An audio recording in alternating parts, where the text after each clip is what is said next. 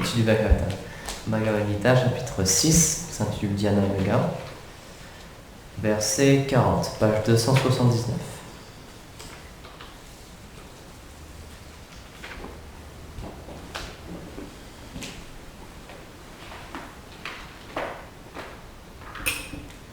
Om Namo Bhagavate Vasudevaya. Om Namo Bhagavate Vasudevaya. Om Namo Bhagavate Vasudevaya. Om Namo Bhagavate Vasudevaya. Om Namo Bhagavate Vasudevaya. Om Namo Bhagavate Vasudevaya. Shri Bhagavan Vacha. Partana Mutra Vinashtastasya Vidyate Nahi Kalyana Krit Kaschid Durgatim Tata Gacchati. Shri Bhagavan Vacha. Partana Mutra Vinashtastasya Vidyate Nahi Kalyana Kritkachid Durgatim Tata Gacchati. Shri Bhagavan Vacha. Shri Bhagavan Vacha. Partana Mutra Vinashtastasya Vidyate Nahi Kalyana Kritkachid Durgatim Tata Gacchati. Shri Bhagavan Vacha. Shri Bhagavan Vacha. Parthanayvana Mutra Vinashtastasya Vidyate Nahi Kalyana Kritkachid Durgatim Tata Gacchati.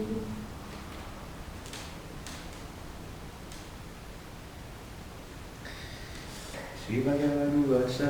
Shri Bhagavan Vacha. Parthanayvana Mutra Vinashtastasya Vidyate Nahi Kalyana Kritkachid Durgatim Tata Gacchati. Traduction. Le Seigneur dit: Ô fils de Plita, un tel yogi qui ne connaît pas le succès n'est jamais perdu ni dans ce monde ni dans le suivant. Car mon cher ami, une personne engagée dans des actes de bon augure n'atteint jamais une destination défavorable. Commentaire. D'une façon générale, les êtres humains sont divisés en deux groupes. Ceux qui suivent les commandements du Seigneur et ceux qui ne les suivent pas. Les Védas expliquent que l'animal a 4 impératifs: se reproduire, manger, dormir et se défendre.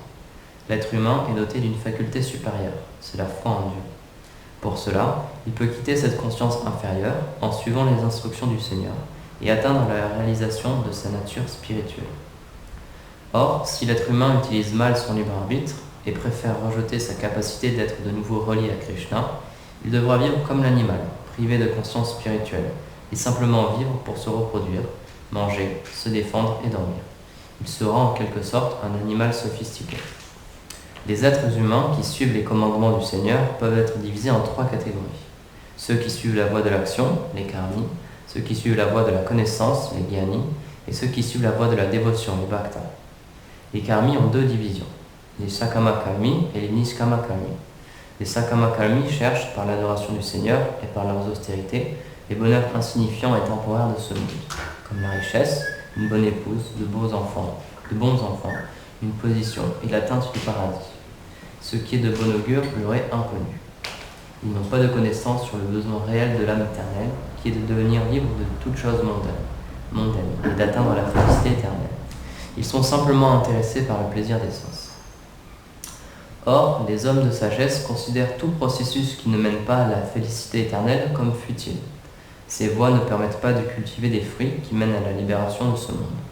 Nous pouvons comprendre par conséquent que ce verset ne traite pas de ces personnes qui désirent atteindre par l'adoration de Dieu des fruits matériels temporaires.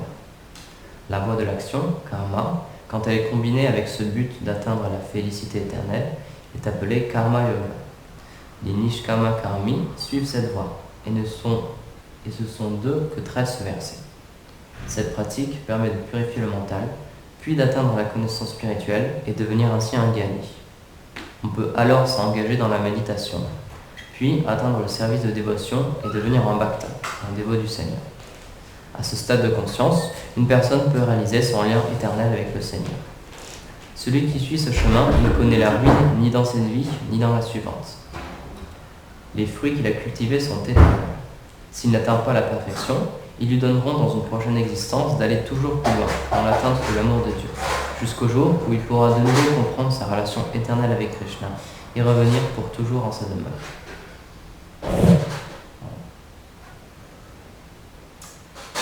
Ensuite, c'est une citation. Ô Partha, celui qui s'engage dans la pratique du yoga ne rencontre jamais la destruction, que ce soit maintenant ou dans le futur. Celui qui accomplit ce yoga, qui mène au bien éternel, ne peut jamais être sujet à un mauvais destin.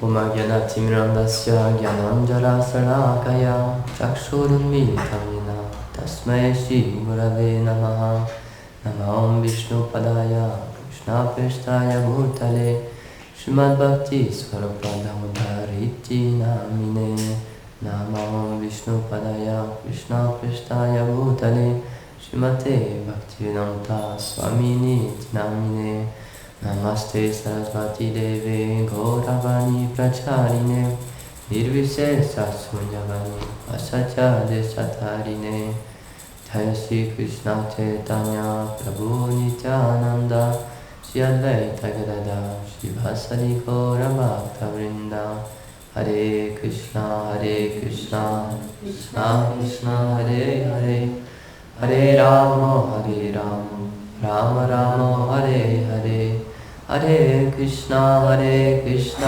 Krishna Krishna, Hare Hare, Hare Rama, Rama Rama, Hare Hare, Vrindaye Tulasi Devyai, Priyaye Kesava Sacha, Krishna Bhakti Pradidevi, Satyavate Namo Namaha. Panchakalpatarubhyascha kripa sindhubhaiva cha patitanam pavanebhyo vaishnavebhyo namo namaha. Bienvenue à toutes et à tous, encore une fois. Donc là, pour nous situer, on est en train de lire la Bhagavad Gita, on s'approche de la moitié de la Bhagavad Gita. Donc Krishna il commence à parler de... Krishna, le Bhagavad Gita est divisé en plusieurs parties. 3 sujets majeurs sont traités, on va dire. Donc il y a le Karma Yoga, le Jnana Yoga et le Bhakti Yoga. Et donc dans ce verset, Krishna il parle, dans le commentaire on peut comprendre qu'en fait, Krishna il parle de ces 3 chemins-là, de ces 3 étapes-là, et il explique comment elles entrent en relation l'une avec l'autre. Comme on l'avait expliqué, je crois que c'était lundi dernier, Bhaktivinoda Thakur, il nous a montré en fait que ces 3 voies, Bhakti, Karma Yoga, Jnana Yoga et Bhakti Yoga, elles sont reliées. Ces 3 marches d'un même escalier qui mènent, c'est un même escalier, donc qui mènent au même but, qui mènent dans la même direction. Donc en détail dans le commentaire, on a pu voir comment elles s'articulent. Et donc c'est un principe qui peut paraître assez ferme et assez tranchant, mais c'est quelque chose qu'on peut observer dans notre vie de tous les jours. Dans ce monde matériel, en tant qu'être humain, on a la possibilité de mener une vie qui est absolument identique en tout point à celle d'un animal. C'est une possibilité qui nous est donnée. C'est expliqué qu'un animal, il a 4 impératifs: se reproduire, manger, dormir et se défendre. En tant qu'être humain, on peut mener une vie totalement similaire, comme c'est expliqué, si on ne développe pas la foi en Dieu, si on ne développe pas la foi dans le Seigneur suprême, une spiritualité authentique, tout le reste, tout ce qu'on va faire dans notre vie, en fait, si on regarde bien, ça va juste être ces 4 choses-là. On va simplement se reproduire, manger, dormir et se défendre. Notre vie, elle va tourner seulement autour de ça. Donc ça peut paraître assez tranchant encore une fois, mais malheureusement c'est ce qu'on voit. Yashoda Dwal Prabhu hier, il partageait qu'il a passé pas mal de temps aux États-Unis et donc il a passé beaucoup de temps à New York et il a pu se rendre compte que ça, comme il dit, c'est absurde. La vie humaine, si on ne met pas Dieu ou un aspect de spiritualité, un aspect plus intérieur, même que ce soit au niveau du gyan, comme c'était expliqué, une recherche personnelle spirituelle, une introspection, s'il n'y a pas un minimum ça, très vite ça devient très superficiel.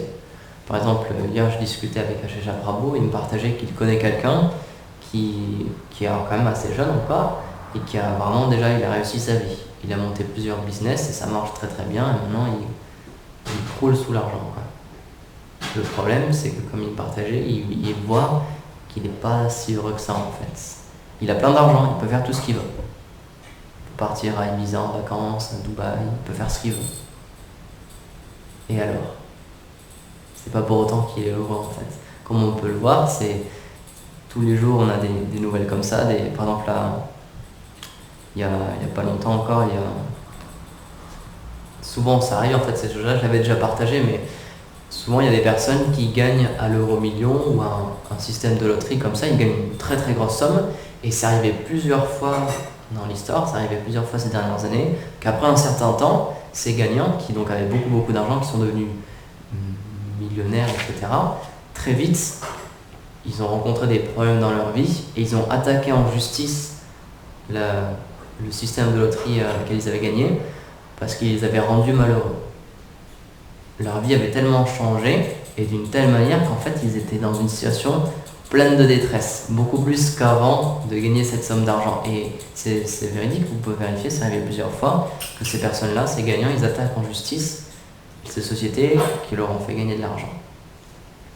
Donc ça c'est quelque chose qu'on peut vérifier dans notre vie de tous les jours. L'argent ça apporte pas le bonheur, on peut pas acheter le bonheur, c'est pas possible. C'est quelque chose d'immatériel. Parce qu'en fait, c'est expliqué que la véritable vie c'est une vie intérieure. Peu importe l'environnement que vous avez autour de vous, ce qui importe vraiment c'est la conscience avec laquelle on perçoit l'environnement. Par exemple, dans nos sociétés occidentales, surtout en France, en Europe, aux États-Unis, etc., on a un niveau de développement matériel extrêmement élevé. Que ce soit au niveau accessoires, voitures, téléphonie, informatique, vêtements, etc., c'est extrêmement développé. On est les pays les mieux fournis, on a accès à beaucoup de choses, on a quand même un salaire relativement élevé en moyenne en France. Par rapport à d'autres pays, on peut s'acheter vraiment tout ce qu'on veut, quoi. Mais c'est pas pour autant qu'on est plus heureux. C'est une statistique que je partage beaucoup. Jusqu'à il y a quelques années, je pense que c'est 2-3 années, la France était le premier consommateur mondial d'antidépresseurs. Et les pays européens ont un taux de suicide extrêmement élevé. Et je crois que c'est encore maintenant le pays qui détient le plus le taux de suicide, le taux record de suicide, je crois que c'est la Norvège. C'est soit Norvège, soit Suède, soit Finlande, c'est un de ces 3 pays-là. Or, ces 3 pays-là sont ceux avec le système éducatif le mieux noté au monde, le plus développé, et avec le PIB par habitant, un des plus élevés au monde aussi. Donc ces personnes-là, elles ont plein d'argent, le système social est super bien fait, la société est extrêmement bien faite, mais ils sont pas heureux. Et encore conversement, il y a quelques années, c'est mon père qui m'avait partagé ça, il avait vu dans les journaux qu'en fait, il y a une entreprise qui avait fait un sondage mondial, qui était allée dans différents pays, qui avait demandé à différentes personnes, sur une échelle de 1 à 10, à quel point elles se sentaient heureuses dans leur vie. Et un des premiers pays qui arrivait dans cette liste, c'est pas un pays européen, c'est pas la France, rien. La France elle était 43e, je crois, quelque chose comme ça. Un des premiers pays, c'était la Colombie. Or la Colombie, c'est un pays très très pauvre, les gens ont vraiment pas beaucoup d'argent. Je suis allé 2 fois en Colombie et c'est, pour un Français, ça peut choquer. Il y a encore ce qu'on peut appeler presque des bidonvilles, il y a encore des quartiers vraiment pauvres, il y a encore une espèce de racisme en fait, c'est quand même une société quand même assez spéciale. Et jusqu'à il n'y a pas longtemps, il y avait la guérilla urbaine, il y avait encore des personnes qui se faisaient enlever, et des personnes qui se faisaient tuer dans la rue, on pouvait se faire détrousser son argent n'importe quand, il y a un taux de meurtre qui était très élevé aussi. Par exemple, donc j'y suis allé une fois, j'étais en 6e, et quand j'y suis retourné la dernière fois, c'était, je crois que c'était au lycée, soit le début de la fac, et donc la famille de mes parents, en fait, ils vivent dans ce qu'on appelle El Valle del Cauca, Donc c'est une vallée donc entre deux montagnes. Et donc nous, sa famille, elle habitait un peu en bas de la montagne en fait. Et la dernière fois qu'on est allé, on a pu monter un petit peu plus, juste à une dizaine, 5-10 km de là où ils habitaient. On a pu commencer à monter dans la montagne. Et en fait, quand on est passé là dans les villages, mon père m'a expliqué qu'en fait, la dernière fois où on était venu, donc quand j'étais en 6e, il y a plusieurs années maintenant, c'était impossible d'aller là parce qu'il y avait encore la guérilla. Il y avait encore des hommes armés qui étaient là. Et donc si on allait là, il y avait moyen de ne plus jamais revenir en fait. Et je me rappelle que la première fois qu'on est arrivé, du coup en 6e, à un moment, il y a eu un barrage et on s'est fait fouiller aussi par l'armée. Et la dernière fois, donc il y a 2-3 ans maintenant, quand on y est retourné, il n'y avait plus du tout eu ça. Donc la société a beaucoup changé, mais quand même ça reste un pays fragile, ça reste un pays quand même dangereux, et même niveau matériel, il y a beaucoup de gens qui ont beaucoup moins d'argent que le français moyen, le français de base on va dire quoi. Pourtant, ces gens-là, il y a quelques années, ils se déclaraient être parmi les plus heureux au monde. Donc vraiment l'aspect matériel, c'est pas ça qui est important. L'environnement qu'on a autour de nous, c'est pas ça qui est important. C'est la manière dont on le perçoit. Vishnujan Swami, par exemple, un disciple de Bhaktivinoda Prabhupada, il expliquait que si on commence un processus de réalisation spirituelle authentique, par exemple lui, donc il parlait du chant des Sanans, du chant du mantra Hare Krishna, il expliquait que peu importe l'endroit où vous allez vous situer, après, vous allez pouvoir vous libérer et vous réaliser spirituellement. Il expliquait par exemple, si vous allez être en prison et que vous chantez le Saint-Nom, vous ne serez plus en prison. Vous serez dans un endroit qui va vous permettre de vous réaliser spirituellement. Et donc c'était un point très intéressant parce que ça c'est quelque chose que j'ai vécu il y a quelques temps. On est allé au Canada du coup pour donner des conférences sur la non-violence, dans des centres pénitentiaires, dans des centres de réinsertion, etc. On a essayé de partager un message spirituel et de montrer ce que Maharaj, en fait, ce que William Deligny avait pu faire dans sa vie grâce à la spiritualité, comment ça l'avait aidé à changer, comment ça l'avait aidé à mettre derrière un passé de violence, comment ça l'avait aidé à se reconstruire. Et donc on allait dans des prisons, on allait dans des salles où il y avait des personnes violentes, où on a rencontré des personnes qui étaient en prison depuis 20 ans, 30 ans, 40 ans. On a même rencontré des personnes qui avaient une peine à perpétuité, qui n'allaient plus jamais sortir de prison. Et donc on leur a proposé de faire un programme spirituel. Donc certes on a parlé, Maharaj il a parlé de sa vie, mais avant de commencer chacune de nos conférences, on faisait un bhajan. On avait apporté des instruments, minanga, harmonium, kartas, et on faisait un bhajan. Donc les premières fois où on a essayé, on ne savait pas du tout la réception que ça allait être. Vraiment c'était un test total quoi. Parce qu'on est le premier centre qu'on a fait. Donc on est rentré, on nous avait donné une salle. Donc là, ces fois-ci, on l'a fait dans ce qu'on appelle l'aumônerie. Parce que dans ces prisons, en tout cas, il y a un aumônier, donc c'est-à-dire qu'il y a un officiant religieux qui a comme une petite chapelle, on va dire, et il propose des programmes spirituels ou de la méditation. Il faisait de la méditation aussi, par exemple, etc., diverses activités, mais un petit peu spirituelles. Donc les personnes qui étaient venues là, c'était des personnes qui déjà, d'elles-mêmes, avaient une recherche spirituelle. Elles faisaient partie de ce groupe religieux en prison et elles avaient une recherche. Et donc on est rentré dans la salle, donc petit à petit les gens ont commencé à venir et c'est comme dans les films américains parce que le Canada ça ressemble vraiment aux États-Unis. C'est vraiment les rues, c'est le même feeling comme dans les films en fait. Les grandes rues pavées avec les grosses voitures, les Hummer, les Dodge, les grosses voitures américaines quoi. Ça ressemble vraiment beaucoup le feeling, même la nourriture, la manière dont les restaurants sont agencés en ville, la manière dont les villes sont agencées, ça fait pour moi en tout cas ça fait très américain. Donc les prisons c'est un petit peu le même système aussi, tous les prisonniers sont habillés de la même manière, donc là où on était allés ils étaient tous en bleu, ils avaient tous des t-shirts bleus. Et donc ça fait vraiment spécial quand on voit tous ces gens rentrer quoi, donc forcément on commence à avoir l'habitude, mais il y avait des mecs avec des tatouages sur le visage, etc. un petit peu partout. Mais très vite en fait, c'est eux qui ont cassé la glace parce que nous on était sur une petite estrade en fait, il y avait des chaises devant nous et c'est tout le monde en fait, ils sont venus nous voir chacun par un, puis nous ont donné leur nom, ils nous ont demandé comment on nous appelait, puis ils nous ont salué comme ça. Donc c'était une approche très chaleureuse quoi vraiment. Donc ils ont commencé à s'asseoir etc. Et au bout d'un moment on a commencé à faire nos chants. Maharaj il a dit bon ben voilà, je vais vous partager ma vie etc. Mais d'abord on va faire un chant spirituel qui est en sanskrit, qui est une langue indienne. Pour amener des bonnes vibrations, pour qu'on se connecte ensemble, etc. Et donc c'est vraiment le test total, on savait pas du tout, on avait des gros lascars en face de nous, et donc on jouait de nos petits instruments là. Mais en fait, ça les a complètement pris quoi. C'était vraiment hyper puissant quoi. On en a vu plein qui... Bon, il y en a plein qui aimaient déjà la musique en eux-mêmes, qui tapaient dans leurs mains, qui battaient la mesure avec leurs pieds, etc. Puis on en a vu qui laissaient tomber des larmes, on a vu qui tremblaient quand ils écoutaient, c'était vraiment très spécial quoi. Et donc même après la conférence, il y en a qui sont venus nous voir, ah c'est quoi les instruments que vous jouez, est-ce qu'on peut entendre ça sur internet, comment vous trouvez, etc. Et donc tout ça pour dire que comme l'expliquait Vishnu Swami, c'est vrai, même ces personnes-là qui sont en prison du coup, et comme il y a un mec qui est venu nous voir après, qui a parlé avec nous, il nous a expliqué que lui il sortira plus jamais en fait, quoi. Il n'y a plus aucun espoir de sortir. Mais pourtant ces personnes-là, en tout cas un certain pourcentage de ces personnes qui vivent en prison ou qui vivront toute leur vie en prison, elles ont commencé à avoir un déclic. Elles cherchent une voie, elles cherchent une porte de sortie. Parce qu'ils se rendent compte que là, il n'y a plus rien à faire. Là, tu as 4 murs autour de toi et tu n'as plus moyen matériellement de te gratifier l'essence. C'est extrêmement difficile, là, tu n'as vraiment plus d'alternative, quoi. Et donc, chez certaines de ces personnes, ça a déclenché une recherche spirituelle. Donc c'était vraiment très intéressant de discuter avec ces personnes-là. Et moi, l'effet que ça m'a fait, c'est justement ce gars-là qui est venu nous voir, qui ensuite, on a compris, il nous a dit qu'il allait rester là toute sa vie. Donc c'était une des premières personnes qui était venue nous serrer la main aussi. Et quand il nous serrait la main, il nous regardait droit dans les yeux, et il avait une telle vie dans ses yeux, c'était un truc de ouf, ça m'a vraiment scotché, mais vraiment quoi.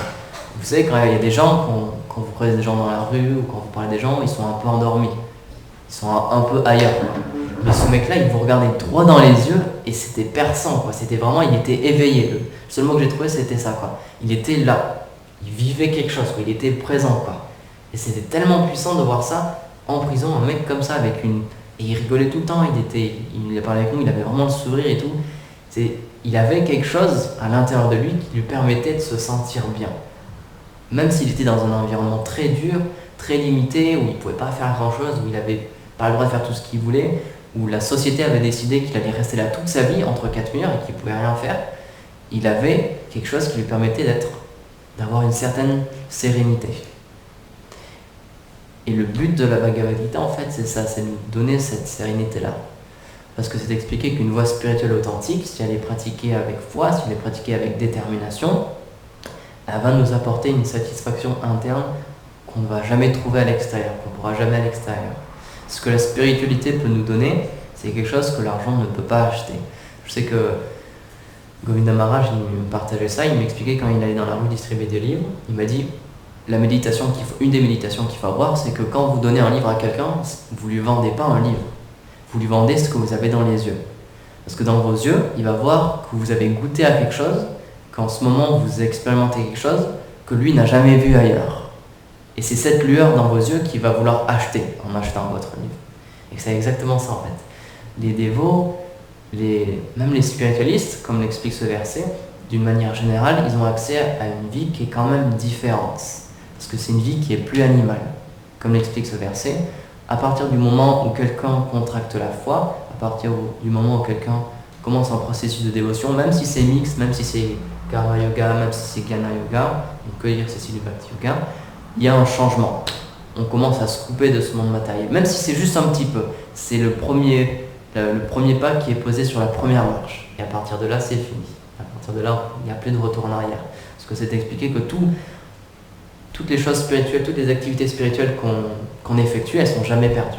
C'est un processus très spécial, la réalisation spirituelle, parce que chaque pas que vous allez faire dans ce chemin-là, même si c'est un demi-millimètre, même si c'est une action indirecte, même si indirectement vous servez un saint, ou vous faites une action pour une congrégation, pour un temple, etc., ce genre de choses, quelque chose qui est connecté de près ou de loin à Dieu, ou avec les personnes qui aiment Dieu et qui servent Dieu, toutes ces activités-là, elles ne seront jamais perdues. A l'inverse, comme le karma pur, comme le karma yoga, qui est comme je t'ai expliqué,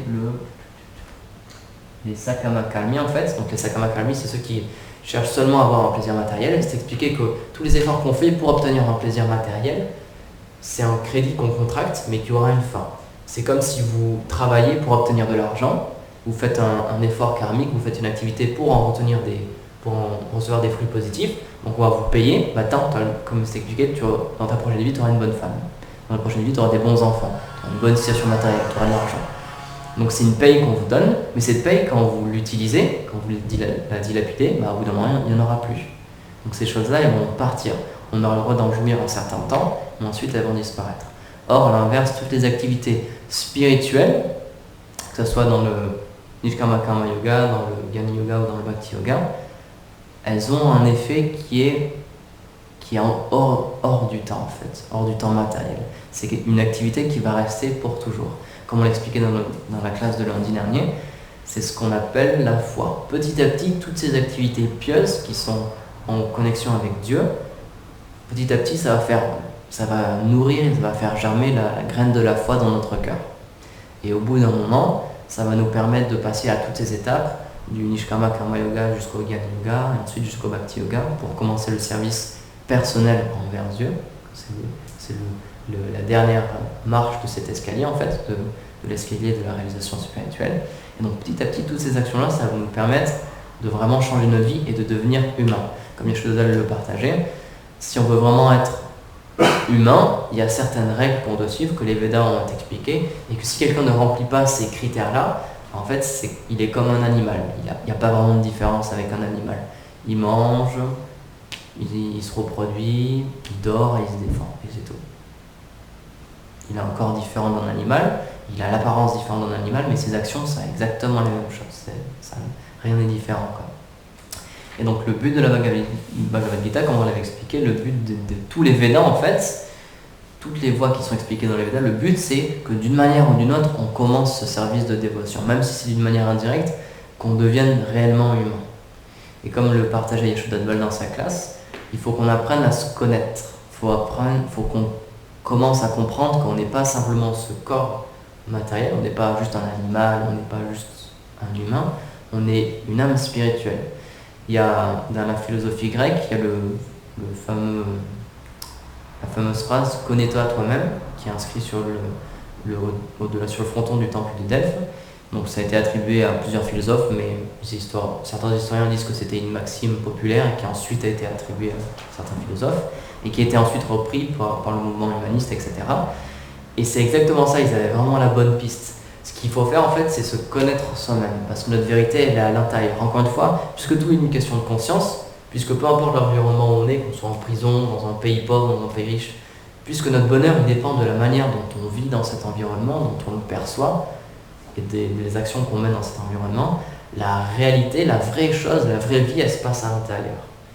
Peu importe l'aspect physique qu'on peut avoir, peu importe si on est handicapé, physique, peu importe s'il y a des calamités qui nous tombent dessus, si au fond de nous, on sait qu'on est un spiritualiste et qu'on a développé une foi ferme dans les voies spirituelles, on va être prêt à peu importe la situation où on est, on va être prêt à pouvoir en tirer quelque chose de positif.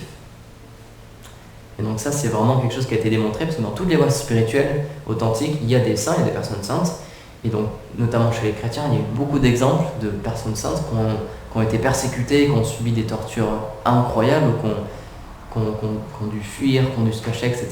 Mais pourtant, ces personnes-là, elles n'étaient pas en colère contre la société qui les condamnait. Par exemple, Jésus, quand il était crucifié, il a dit « S'il te plaît, Père, pardonne-les, ils ne savent pas ce qu'ils font ». Il n'a pas essayé de se défendre, il n'a pas essayé de les frapper, il n'a pas demandé à ses disciples d'attaquer les personnes qui le crucifiaient, etc. Non, parce qu'il a compris que la réalité, elle était sur un autre plan. Tout ça, c'était juste secondaire, ce qui se passait juste sur le plan matériel. Donc les Vaishnavas aussi, c'est vraiment ce qu'ils nous enjoignent de faire, c'est de cultiver une vie interne. Tripuri Maharaj, il partage quelque chose qui est vraiment intéressant, je le dis souvent, mais il dit souvent, on cherche notre maison. On parcourt le monde entier pour trouver l'endroit où on va être réellement heureux. On cherche à se sentir bien, on cherche un petit cocon, on cherche notre maison, on cherche l'endroit où on doit être, on cherche notre chez nous, notre foyer. Et en fait, il explique, notre foyer, notre maison, elle est dans notre cœur déjà.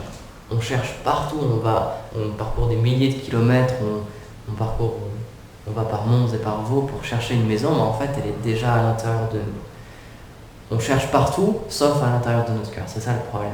C'est pour ça que les Vaishnavas, ils nous enjoignent encore une fois qu'il faut se connaître soi-même. Il faut apprendre à se connaître. Parce que comme l'a expliqué Yeshua Dbal, on est tellement plus que ce qu'on pense être en ce moment. Par exemple, c'est quelque chose que j'avais parlé la semaine dernière, il y a beaucoup de personnes qui se suicident parce que la société leur renvoie une image d'elle-même qui est vraiment très défavorable. Socialement, ils sont exclus, on leur donne telle étiquette ou telle étiquette, ou alors il y a du racisme, etc. Ils se sentent ostracisés, ils se sentent rejetés, ils se sentent insultés, etc. Et à cause de ça, à cause de ce que la société à l'extérieur projette sur eux, ils se voient comme tels et ensuite ils se jugent comme tels et ils se considèrent comme malheureux et comme ayant envie de vouloir quitter leur corps, de mourir, etc. Les Vaishnavas, c'est vraiment l'inverse. Ce qu'ils font, c'est qu'ils projettent de l'intérieur. Ils disent, en fait, je suis une âme spirituelle qui a juste oublié qui elle est exactement, mais j'ai cette conviction à l'intérieur de moi, je suis persuadé que je suis une âme spirituelle, j'ai pu l'expérimenter. Et donc j'essaie de comprendre comment le monde qui m'entoure va me permettre de découvrir qui je suis réellement. C'est expliqué qu'il y a deux manières de voir le monde matériel qui nous entoure. Soit on le voit comme Krishna directement, comme l'énergie de Krishna, comme le Seigneur suprême directement, soit on le voit comme Maya, l'illusion. Et donc en fonction de ces deux manières de voir, notre vie peut vraiment changer. Les Vaishnavas, ils ont une vie qui est extrêmement différente de d'autres personnes et ils ont une vie qui est vraiment différente de celle d'un animal parce qu'ils projettent sur le monde le Seigneur suprême. Partout, ils voient le Seigneur suprême. Et c'est ça en fait qui fait la différence. C'est pour ça qu'un Vaishnava qui a développé une fois dans le service de dévotion, une fois dans le Seigneur suprême, peu importe l'environnement où il sera satisfait. Peu importe les situations extérieures, comme le dit Gurudev, peu importe si le monde s'effondre autour de lui, il sera stable, il sera satisfait, il sera heureux en lui-même. Parce qu'il comprend qu'il a sa relation avec le Seigneur suprême et que tout ce qui arrive autour de lui, c'est le Seigneur suprême, c'est la main du Seigneur suprême en fait. Par exemple, en économie, je crois que c'était Adam Smith, je vais dire une bêtise, mais il y a une théorie économique en fait qui explique les lois du marché, etc.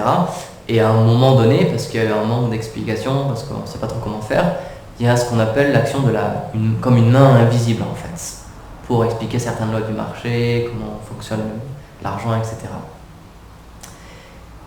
Sauf que les Vaishnavas ils expliquent que cette main invisible, oui, il y a une main, mais nous on sait qu'elle appartient à Krishna.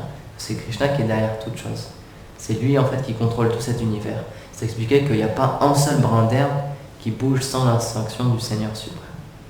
Donc tout ce qui arrive dans notre vie, surtout quand on est dévot, on peut expliquer que quand on prend l'initiation d'un maître spirituel authentique, tout notre karma est effacé, dans le sens où on peut vraiment commencer une vie où c'est plus facile de commencer le service de dévotion. Notre karma il est vraiment atténué, il est comme endormi, il est comme brûlé en fait, il est mis de côté vraiment pour qu'on puisse commencer le service de dévotion d'une manière favorable. Et donc à partir d'un certain moment, puisqu'on n'a plus de karma, on n'a plus le karma qu'on s'est créé nous-mêmes, même s'il en reste juste un petit peu, à partir d'un certain moment, à partir d'un certain stade de la dévotion, c'est le Seigneur suprême lui-même qui va créer notre karma, entre guillemets. C'est-à-dire que tout ce que l'environnement externe va nous apporter, toutes les calamités, tous les problèmes extérieurs qui vont nous arriver, ça va être le Seigneur directement qui va créer ça, qui va mettre ça dans notre vie pour qu'on puisse le découvrir encore plus et pour qu'on puisse comprendre réellement qui on est, pour qu'on puisse se détacher une bonne fois pour toutes de ce monde matériel. Et donc c'est en ça que c'est une raison aussi pour laquelle Krishna a énoncé cette Bhagavad Gita, pour montrer à Arjuna que peu importe la situation dans laquelle on est, peu importe si on est chef de famille comme Arjuna, si on doit mener une bataille comme Arjuna, si on doit tuer des gens, etc., peu importe la situation externe qu'il peut y avoir, si on le fait d'une certaine manière, avec une certaine conscience, on va pouvoir trouver notre réalité spirituelle, on va pouvoir comprendre qu'on est différent de cet environnement-là. Comme dans un des derniers versets de la Bhagavad Gita, Krishna il dit à Arjuna, je t'ai expliqué plein de voies philosophiques, plein de différents types de yoga, mais en définitive ce qu'il faut que tu fasses c'est que tu t'abandonnes à moi. Donc je vais paraphraser pour dire des bêtises. C'est le verset 66. Délaisse complètement toute forme de religion, corporelle et mentale comme les varnas, les 4 groupes sociaux et les ashrams, les 4 ordres de la vie spirituelle, et abandonne-toi exclusivement à moi. Je te libérerai de toutes les réactions de tes péchés, sois sans crainte. Krishna, ce qu'il dit en définitive, c'est ça. Tripuri Swami, qu'on demande ça, et il dit en fait, Krishna, il enjoint à Arjuna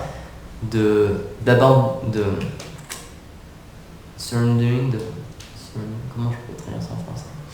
abandonner le fait d'abandonner les choses. Parce qu'en fait, dans certains voies du karma, une des manières de se réaliser spirituellement qui est proposée, c'est de délaisser les plaisirs matériels, de couper nos sens, etc. C'est dans un aspect négatif, dans le sens où il faut ne pas faire ça, il faut rejeter ça, voilà, c'est rejeter. Donc en fait, Tripura Goswami, il explique dans ce verset, Krishna, il enjoint Arjuna de rejeter le fait de rejeter. Il dit rejette tout, rejette même l'ordre du sannyas. Parce que l'ordre du sannyas, c'est ça en fait, c'est on rejette le monde matériel, on rejette les liens de famille, on rejette même nos habits, c'est quelque chose de très très simple, on doit se nourrir très simplement, on ne doit pas posséder d'argent, etc. C'est rejeter tout l'aspect matériel externe. Et à la fin, Krishna il dit même rejette même ça, rejette les varnas, rejette les ashrams, rejette toutes les qualifications, rejette le fait de rejeter. La seule chose que tu dois faire, c'est t'abandonner à moi, rien d'autre. Abandonne toutes les voies, abandonne toutes les différentes manières de faire. La seule chose que tu as à faire, c'est te donner donne-moi ta vie, donne-moi ton cœur. C'est la seule chose, c'est la seule qualification qui est requise. Il n'y a pas besoin d'être un brahmana de naissance, il n'y a pas besoin d'être un mari ou d'être un renonçant, il n'y a pas besoin d'être un homme qui a beaucoup d'argent ou un homme qui n'a pas d'argent même, peu importe la situation externe, un homme qui est habillé ou qui n'est pas habillé, peu importe. La seule qualification que le Seigneur nous demande, c'est de donner notre cœur. C'est ça la véritable qualification pour le service de dévotion. Pour d'autres voies spirituelles, pour le Gyan Yoga par exemple, il faut tellement de qualifications externes, il faut être un grand yogi, il faut pouvoir faire des ascèses pendant très longtemps, très austères, etc.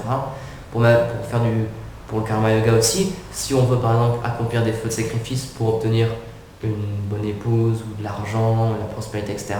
C'est tellement compliqué de faire un feu de sacrifice, il faut réunir tous les ingrédients en jour propice, il faut dire tous les mantras d'une manière parfaite, etc. C'est extrêmement difficile. Or, pour le Bhakti Yoga, qui est le dernier palier, c'est ce qu'il y a de plus simple en fait. Il faut simplement être sincère. C'est la seule chose qui nous est recommandée, c'est la sincérité. Chaitanya Mahaprabhu et Nityananda Prabhu, quand ils sont venus sur Terre, donc c'est le Seigneur suprême Krishna qui vient pour se donner lui-même. C'est une des raisons pour laquelle il vient, c'est pour pouvoir donner Prema, le pur amour de Dieu, d'une manière facile, vraiment extrêmement facile à accéder. La seule chose qu'il demande, la seule chose que Nityananda Prabhu demande, la seule chose que Mahaprabhu demande, c'est la sincérité. Si on est sincère et qu'on désire réellement progresser spirituellement, qu'on désire réellement découvrir qui on est, servir le Seigneur suprême, tout nous sera donné. C'est la seule chose qui est nécessaire, c'est la sincérité. Par exemple, c'est expliqué que Nityananda Prabhu, c'est lui qui donne le saint nom. Même à un certain moment, il se baladait dans les rues et il toquait de porte en porte pour supplier les gens d'accepter le chant du saint nom. Donc il était vraiment prêt à leur donner. Il venait même chez eux pour leur dire, pour leur expliquer comment ça marchait, etc. Et il leur dit, la seule chose qu'il faut, c'est que vous ayez le désir. Si vous avez le désir de l'obtenir, alors je suis prêt à tout vous donner. Et c'est en ça que notre voie spirituelle, elle est extrêmement simple en fait. Et on est tellement chanceux d'être des Vaishnavas aujourd'hui. On a accès à la chose la plus élevée. Par exemple, Tripura Maharaj, il partage aussi que le renoncement et le fait de se libérer, le détachement de ce monde matériel, en fait, le fait de pouvoir se détacher de ce monde matériel, c'est un des angas, qu'on appelle ça, une des branches, c'est une des branches requises pour pratiquer le Jnana Yoga. Or, ce détachement, c'est un sous-produit du Bhakti Yoga. Donc nous, on n'a même pas besoin de le faire, on n'a même pas besoin d'essayer de faire ça. Ça vient naturellement. Quand on sert le Seigneur suprême, on a accès à tous les résultats des autres voies, en fait. Et c'est ça, c'est aussi un des points qui est expliqué. Un dévot, s'il est sincère et qu'il s'abandonne au Seigneur suprême, tout va venir facilement. Le Seigneur suprême va lui donner les facilités matérielles pour qu'il puisse se concentrer sur sa vie spirituelle. Ça ne va pas dire qu'il va lui donner beaucoup d'argent, ça ne va pas dire qu'il va lui donner quelque chose pour se réjouir, mais il va lui donner une situation stable où la seule chose à laquelle il pourra penser, c'est le Seigneur suprême et comment le servir un peu plus. Donc on est vraiment tellement fortuné pour une raison ou pour une autre, dans cette vie, d'être dans ce temple, assis maintenant avec une Bhagavad Gita dans les mains, et d'être en train de parler de toutes ces choses-là. C'est une chose à laquelle tellement peu de personnes ont accès en ce moment. Parce que ces personnes-là, elles n'en ont pas envie. Encore une fois, c'est quelque chose de très simple. On peut décider d'être un animal ou on peut décider de se tourner vers le Seigneur suprême. Bien sûr, il y a plein de facteurs qui rentrent en compte. Encore une fois, il y a la Sukriti, la foi, les actes pieux, etc. qui rentrent en compte. Mais ce qu'il faut vraiment comprendre, c'est qu'on est vraiment chanceux d'être ici. Il faut comprendre la chance qu'on a d'être en connexion avec le Seigneur suprême, de savoir que le Seigneur suprême, la personne qui a créé cet univers, la main invisible, ce qui contrôle cet univers, on a la chance de pouvoir savoir à quoi il ressemble. Que c'est un petit pâtre, c'est un petit enfant avec une flûte dans la main. C'est un savoir tellement ésotérique, tellement élevé. C'est vrai, on l'oublie parce que, enfin moi personnellement ça m'arrive d'oublier parce que maintenant ça fait plusieurs années que je suis là, toujours je fais la même chose, toujours je fais le Mangala Arati, toujours je vois les déités, je chante les mêmes choses, Radha Krishna, etc. On oublie à quel point c'est élevé, à quel point c'est incroyable. Si vous sortez dans la rue, vous allez voir quelqu'un et dit tiens, tu sais que Dieu il a une flûte, c'est un petit enfant, il va vous prendre juste pour un fou quoi. Pourtant les plus grands sages en Inde, ils ont passé tellement d'années, tellement de vie à essayer de réaliser cette chose-là. C'est expliqué qu'en fait, même Lakshmi Devi elle-même, elle n'a pas accès à Goloka Vrindavan. Elle a voulu faire des austérités pour pouvoir avoir un darshan de la danse rasa, pour pouvoir participer à la danse rasa, la danse de Krishna avec les gopis. Donc Krishna lui est apparu, il dit oui, qu'est-ce que tu veux, pourquoi tu fais de telles austérités? Donc il dit j'aimerais bien participer à la danse rasa. Elle dit d'accord, alors ce qu'il va faire, c'est qu'il va falloir que tu sois comme une gopi, donc comme une vachère de Vraj. Il va falloir que tu travailles dans la boue, il va falloir que tu fasses des galettes de bouse de vache, il va falloir que tu travailles la terre avec tes mains, tu t'habilles simplement, etc. Et Lakshmi Devi, elle dit non, mais je suis Lakshmi Devi, c'est pas possible, je peux pas faire ça quoi. Krishna dit bon d'accord, ok, je te laisse. Et elle est encore en train de méditer en ce moment de l'autre côté de la rivière pour pouvoir avoir accès à Goloka Vrindavan. Mais c'est pas possible. C'est quelque chose qui est tellement élevé, c'est même les plus, encore une fois, c'est expliqué dans la Bhagavad Gita, je ne me rappelle plus quel verset exactement. Bahunam Jayanté, ça prend des milliers et des milliers de vies à un gyani, donc quelqu'un qui a le cœur pur déjà, quelqu'un qui n'a plus de désir matériel, ça prend des milliers de vies à une telle personne pour qu'il puisse comprendre que le Seigneur est une personne, qu'il a des qualités, qu'il a des sentiments, qu'il a une forme, qu'il a une couleur, qu'il a des amis, qu'il a des divertissements spéciaux, etc. Et donc nous, il y a cette chose-là qui nous a été donnée sur un plateau. Donc c'est pour ça qu'éternellement, on a une dette énorme envers Srila Prabhupada, parce que c'est lui qui est venu en Occident pour nous donner cette chose-là. Avant, c'était quelque chose qui était disponible que, notamment avec Bhaktivinoda Thakur, ça a commencé à beaucoup changer avec Bhaktisiddhanta et ensuite avec Prabhupada. Avant, c'était quelque chose qui était que pour les Indiens, que pour des personnes qui avaient déjà une haute naissance, que pour des personnes qui avaient déjà une certaine qualification. Il fallait aller sur le Dham, il fallait aller à Vrindavan. On sait que c'est extrêmement difficile d'aller à Vrindavan, ne serait-ce que de rester ou de vivre à Vrindavan. Il y a certains membres de monastères, dans Gurudev, qui sont en Inde en ce moment, et Kamala Manjari, hier, qui nous disait je crève de chaud. C'est un endroit pas facile, même extérieurement, matériellement, c'est très difficile. Pour nous occidentaux, dans des conditions comme ça, de méditer là-bas, de vivre là-bas, etc., c'est extrêmement difficile, on n'est pas fait pour ça. Mais Prabhupada, il a importé cette miséricorde en Occident. Il nous a donné cette chose-là, il nous a donné accès, comme il y a un verset qui glorifie Guru, qui explique je médite et je remercie mon maître spirituel qui m'a donné accès à Vrindavan, qui m'a donné accès au service de Radha Krishna, qui m'a donné accès au Dham, etc. Il y a Jayapataka Swami aussi dans la chanson qu'il a écrite sur Prabhupada, il explique ça. Si Prabhupada tu n'étais pas venu, qui nous aurait donné Vrindavan, qui nous aurait donné Maya? On n'aurait jamais pu avoir accès à ça. Pourtant, en tant qu'occidentaux, même si on a tellement de défauts, même si on n'arrive pas à s'asseoir 40 minutes, 1 heure, 2 heures pour méditer, si on a mal au genou, si on a mal au dos, si on n'arrive même pas à chanter 64 tours, comme expliquait Bhaktisiddhanta Prabhupada, il expliquait que si une personne ne chante pas 64 tours, techniquement, elle est considérée comme déchue. Donc pour beaucoup d'entre nous ici, surtout quand Prabhupada il est arrivé, on est tous déchus. Et ça, c'est la miséricorde de Prabhupada, en fait, c'est qu'il nous a dit, bon, d'accord, il discutait avec les disciples, il a vu que c'était très difficile pour les occidentaux de chanter, il leur a dit, bon, d'accord, je vous prescris un minimum de 16 tours. Vous ne devez pas descendre en dessous de 16 tours. Il faut que minimum, chacun d'entre vous, vous chantez 16 tours.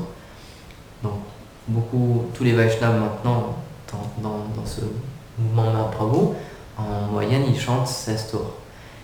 Et c'est une miséricorde très spéciale qui a été donnée, parce que c'est quelque chose que j'ai lu, je crois que c'était dans le Nectar de la Dévotion. Prabhupada, il explique ça lui-même, il dit, donc selon le calcul de Bhaktisiddhanta, nous sommes tous déchus, parce qu'on ne chante pas 64 tours.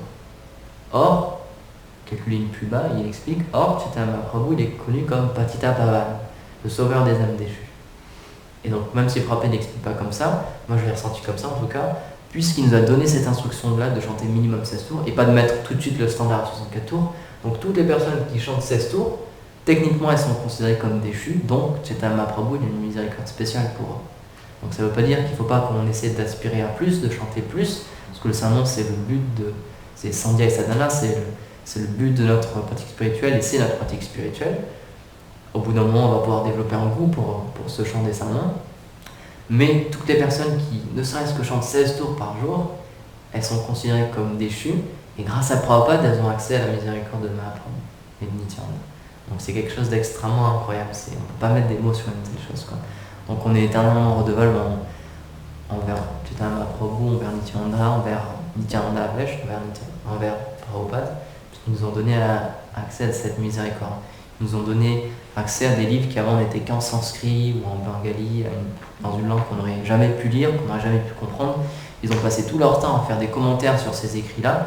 Comme Prabhupada, il dormait que très très peu chaque nuit, parce que tout le matin et tout le soir, tous les jours, il passait des heures et des heures à traduire ces livres-là et à en faire des commentaires.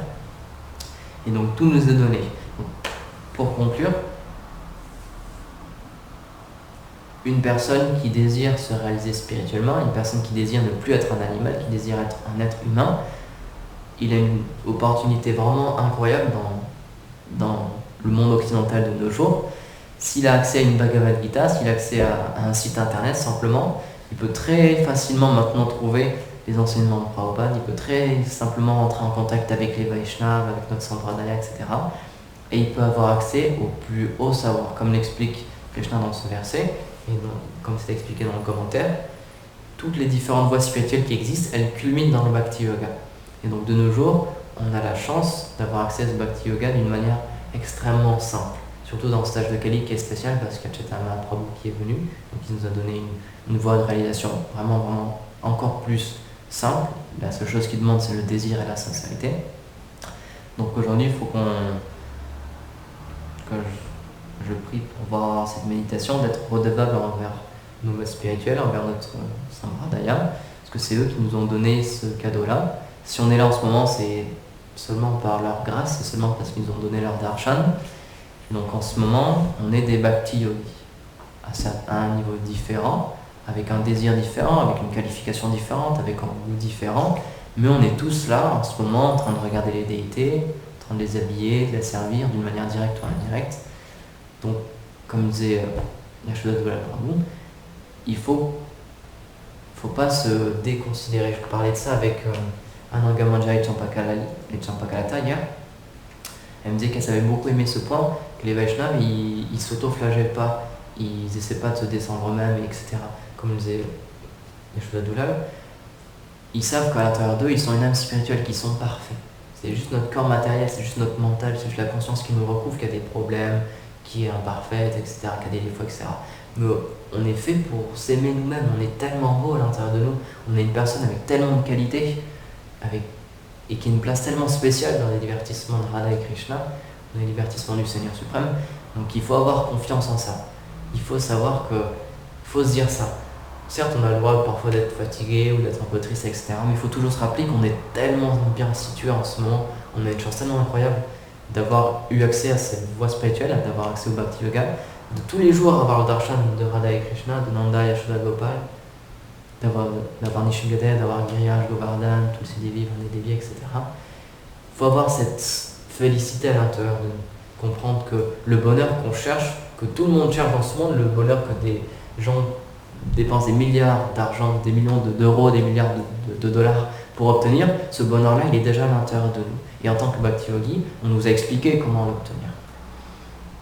Donc on a tous une relation éternelle avec Radha et Krishna, et c'est juste une question de temps avant qu'on comprenne laquelle c'est exactement. Et à partir de ce moment-là, quand petit à petit, chaque jour, ça grandit cette connaissance, petit à petit, le but de notre pratique spirituelle, c'est ça. Pourquoi on lit des livres?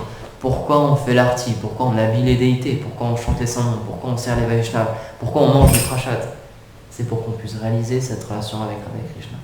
C'est la seule raison pour laquelle on fait tout ça. C'est pour ça qu'il faut comprendre, moi c'est quelque chose que j'essaie de me souvenir souvent, il faut comprendre à quoi ça sert tout ce qu'on fait.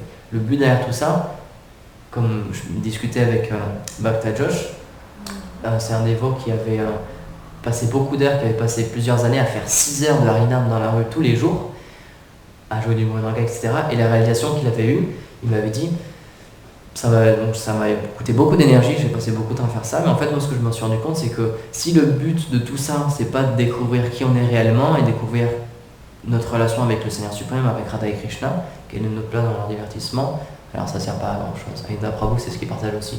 Quel est le but de distribuer des millions de livres, de faire des milliards d'heures de kirtan, etc., si on ne développe pas l'amour spontané pour le Seigneur suprême dans notre cœur. Donc voilà, bonne journée de service à tous. Petite question. Vas-y, réponse. Le verset auquel tu as fait allusion, qui dit je remercie vos aides pour Oui. m'avoir donné des virages, Ouais. il vient d'où ce verset parce que je le cherche. Alors, je l'ai croisé dans le Pancharatra Paridepa, si je dis pas de bêtises. Sinon, dans le livre de Mahani Swami sur son nom, il y a aussi. Donc, je peux le retrouver. Là, il cite les Vraiment citations. pas la référence. Ok, bonne Parce que je voudrais. Attends, où est-ce que j'ai lu? Ah ouais, il faut que je le retrouve. Hein. Je connais ce verset, mais je ne sais plus d'où il vient. Ah, il faut que je le cherche. Ouais. Ok. Ouais, il faut que je le cherche.